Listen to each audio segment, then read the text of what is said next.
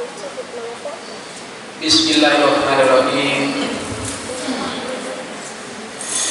Assalamualaikum warahmatullahi wabarakatuh. Alhamdulillah. Alhamdulillahilladzi arsala rasulahu bil huda wa dinil haqq liyudhhirahu 'alad dini kullihi walau karihal musyrikun. Asyhadu an la ilaha illallah wahdahu la syarikalah wa asyhadu anna sayyidana Muhammadan abduhu wa rasuluhu la nabiyya ba'da. Allahumma shalli wa sallim wa barik ala sayyidina Muhammad wa ala alihi wa sahbihi wa barik wa sallim ajma'in. Amma ba'd. Yang saya hormati Al-Mukarram Bapak Dr. Haji Muhammad Ikral SAIMM, beliau sebagai ketua sekaligus pengurus Masjid Amal, dan alhamdulillah prakarsa beliau kita sekarang bisa menempati masjid yang nyaman, indah, sejuk, sehingga insya Allah bisa menambah kekhusyukan sholat kita kepada Allah Subhanahu wa Ta'ala. Yang juga kami hormati Bapak Ibu dan saudara-saudara seluruh jamaah sholat isya, tarawih dan witir di lingkungan Masjid Amal ini, anak-anakku yang sangat aku sayangi. Mari senantiasa kita terus bersyukur kepada Allah Subhanahu wa Ta'ala dengan benar-benar bersyukur atas limpahan karunia nikmat, terutama nikmat sehat. Semoga selalu bersyukur kepada Allah. Allah pun akan terus melimpahkan nikmat-nikmat yang lain untuk kita semua. Amin. Selanjutnya jangan lupa kita selalu menyampaikan sholawat untuk Rasulullah SAW. Insya Allah selalu bersolawat kepada beliau, kelak di hari akhir beliau akan bisa untuk memberi syafaat kepada kita, yaitu masuk surga tanpa hisab. Amin ya rabbal alamin. Bapak Ibu dan saudara-saudaraku yang insya Allah majelis kecil kita dimuliakan oleh Allah Subhanahu wa Ta'ala karena keikhlasan kita bersama-sama dalam rangka melaksanakan perintah Allah dan perintah Rasulullah SAW. Mohon izin dulu dengan para senior, Bapak Ibu, para sesepuh di lingkungan Masjid Amal untuk bersama-sama membedah ayat Allah yang semoga ayat Allah ini akan besar manfaatnya untuk kita, yang mungkin selama ini kita terkecoh atau lupa, sudah pernah mendengarkan, bahkan sama sekali kita belum mendengarkan. Malam ini bersama-sama kita membedahnya. Bapak Ibu dan saudara-saudara, kultum pada malam hari ini akan kami beri judul keutamaan orang sabar ketika ia sakit. Tidak semua orang diberi kesempatan oleh Allah Subhanahu wa Ta'ala untuk bisa bertemu di bulan suci Ramadan. Siapa orang itu? Beliau adalah orang-orang yang sudah meninggal ketika belum datangnya bulan suci Ramadan. Ada juga orang-orang yang diberi kesempatan oleh Allah Subhanahu wa Ta'ala untuk bertemu di bulan suci Ramadan. Dua kriteria. Yang pertama orang yang sehat, segar, bugar, waras. Anak muda. Yang kedua orang yang sakit. Kriteria pertama orang yang diberi kesempatan oleh Allah Subhanahu wa Ta'ala untuk bertemu di bulan suci Ramadan dalam keadaan sehat, segar, waras. Kita bagi juga ada dua kriteria. Yang pertama orang yang sehat, segar, bugar tetapi tidak diberi kesempatan oleh Allah untuk melaksanakan perintah-perintah Allah di bulan suci Ramadan. Kriteria kedua orang yang sehat, segar, bugar seger-buger, paras, oleh Allah diberi kesempatan bertemu dengan bulan suci Ramadan, tetapi diberi kesempatan untuk melaksanakan perintah-perintah Allah. Semoga yang kriteria kedua ini ada di lingkungan Masjid Amal ini, sehat, seger-buger, waras, diberi kesempatan oleh Allah untuk bertemu di bulan suci Ramadan, dan diberi kesempatan oleh Allah Subhanahu wa Ta'ala untuk melaksanakan perintah Allah dan sunnah Rasulullah. Ada di lingkungan kita di masjid ini. Kriteria kedua dari yang pertama tadi yaitu orang yang sakit. Orang yang sakit diberi kesempatan oleh Allah Subhanahu wa Ta'ala. Ada dua kriteria. Yang pertama, orang yang sakit diberi kesempatan oleh Allah untuk bertemu di bulan suci Ramadan, tetapi tidak diberi kesempatan untuk melaksanakan perintah-perintah Allah di bulan suci Ramadan. Siapa orang itu? Beliau adalah orang-orang yang diberi cobaan oleh Allah dan kini berada di rumah sakit. Dia ada infus, dia bercuci darah dan sebagainya, hanya bisa mendengar dari di tempat beliau bersandar. Yang kedua, orang-orang yang sakit yang diberi oleh Allah kesempatan untuk bertemu dengan bulan suci Ramadan dan diberi kesempatan untuk melaksanakan perintah-perintah Allah di bulan suci Ramadan ini. Orang itu siapa? Insya Allah kriteria kedua ini ada di dalam masjid kita ini. Sakit tetapi masih diberi kesempatan untuk beribadah kepada Allah Subhanahu wa Ta'ala. Bapak, Ibu, dan saudara-saudara, sesuai dengan judul kultum kita pada malam hari ini, yaitu keutamaan orang sabar ketika ia sedang sakit.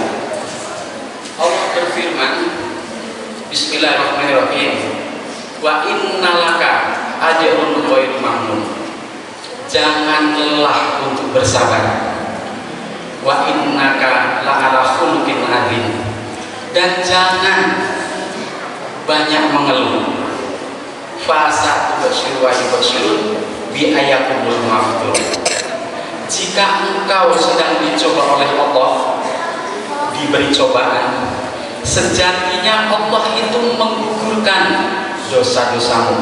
Nah, Bapak, Ibu, dan saudara-saudara, siapa sejatinya orang-orang yang sakit atau mendapat cobaan yang kini sedang digugurkan dosa-dosanya oleh Allah? Yuk kita pantau lagi. Allah berfirman di ayat yang lain, saya potong ayatnya sekaligus hanya saya baca artinya biar jelas. Jawaban dari siapa orang-orang yang digugurkan dosa-dosanya oleh Allah? Dalam Al-Quran Allah berfirman, semua penyakit ada obatnya itu, dan obat dari semua penyakit itu adalah sholat dan sabar, atau dibalik, sabar dan sholat. Berarti fasa tubasyiru wa yubasyiru bi ayakumul maftun. Jika engkau sedang dicoba oleh Allah, cobaan, sejatinya engkau digugurkan dosa-dosanya, ialah untuk orang-orang yang sabar dan sholat. Mungkin malam hari ini yang berumur 45 tahun ke atas, kalau kemarin diberi nasihat oleh Allah, rambut yang hitam menjadi putih, belum terasa nasihat itu. Kemudian diberi nasihat lagi oleh Allah, giginya dicabut, mungkin belum terasa bahwa itu adalah nasihat dari Allah karena masih bisa mengunyah dengan gigi yang lain. Allah menyambut, melanjutkan nasihat itu. Sejatinya nasihat itu adalah untuk mengingatkan kepada orang yang diberi nasihat itu agar tetap sabar dan sholat kepada Allah. Dikurangi penglihatannya, tetapi manusia yang diberi oleh Allah dikurangi nikmat penglihatannya itu, belum terasa bahwa itu adalah nasihat dari Allah karena masih bisa dibantu dengan kacamata. Selanjutnya Allah terus mengangkat nikmat-nikmat Allah yang ada di tubuh kita. Kepala yang tidak ada apa-apa, tahu-tahu merasa sakit. Belakang leher tidak ada kerjaan apa-apa, terasa pegel, sakit berat. Punggung sudah mulai berat, pinggang, pinggul sampai ke kaki terasa ngilu, bahkan ketika ketika bangun tidur rasanya takut untuk menginjak lantai karena kaki kita seperti menginjak jarum. Pernah ibu? Sering pak. Oh, kiai kita. Itu sejatinya nikmat yang ada di tubuh kita ini diangkat oleh Allah, maka tinggallah rasa sakitnya berupa nasihat atau cobaan. Bila kita tetap sabar dan sholat, maka sejatinya itu digugurkan oleh Allah dosa-dosa kita. Bapak Ibu yang saya hormati, semoga apa-apa yang selama ini menjadi keraguan kita, ngaku aku ini sudah berobat kemana-mana kaki masih ngilu, ngaku aku sudah berobat ini berobat itu, urut ini urut itu, sampai digosok-gosok segala macam masih belum sembuh.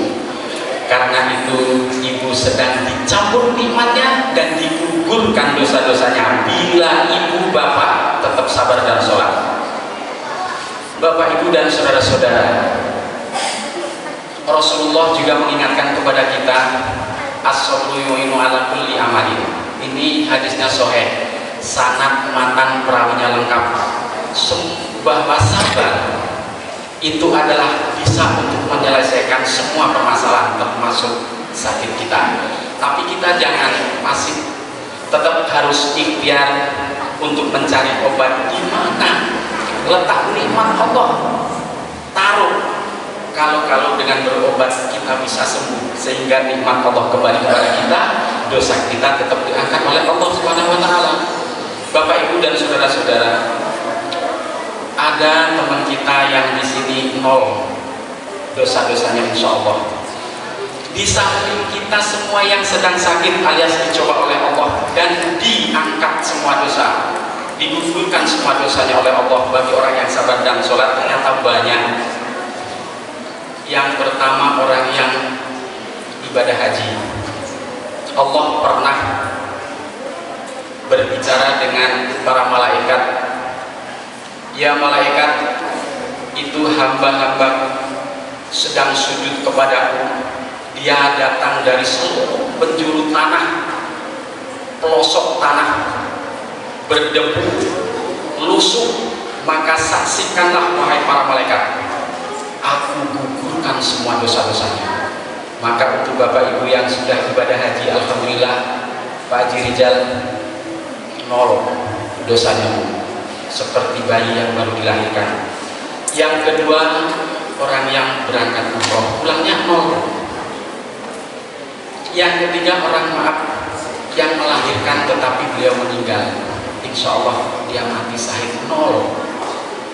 Yang keempat adalah orang yang meninggal karena tenggelam, bukan karena bunuh diri. Yang berikutnya 5, orang yang nol adalah orang yang tertimpa kayu atau tertimpa pohon. Yang keenam adalah orang-orang yang meninggal mati syahid membela agama Islam. Yang ketujuh, ternyata banyak nih Pak Haji Sarjana. Yang ketujuh, orang-orang yang setelah melaksanakan sebulan penuh bulan suci Ramadan puasa, di 1 Syawalnya nol dosa-dosanya. Yang terakhir apa? Orang-orang yang sakit diberi cobaan oleh Allah dan tetap sabar dan sholat. Bapak Ibu dan saudara-saudara, sekelumit kultum kita pada malam hari ini mudah-mudahan bisa menjadi obat untuk kita yang selama ini mungkin bisa suudzon kepada Allah. Mengapa sudah berobat kemana-mana tidak sembuh? Sekarang tinggalkan suudzon itu kepada Allah, tinggalkan husnuzonnya kepada Allah, bahwa nikmat yang dicabut ini adalah untuk menggugurkan dosa-dosa kita. Bapak Ibu dan saudara-saudara, semoga kita semua di majelis kecil ini termasuk golongan orang-orang yang mendapat maghfirah di bulan suci Ramadan ini, ampunan dari Allah Subhanahu wa taala atas dosa-dosa kita. Amin.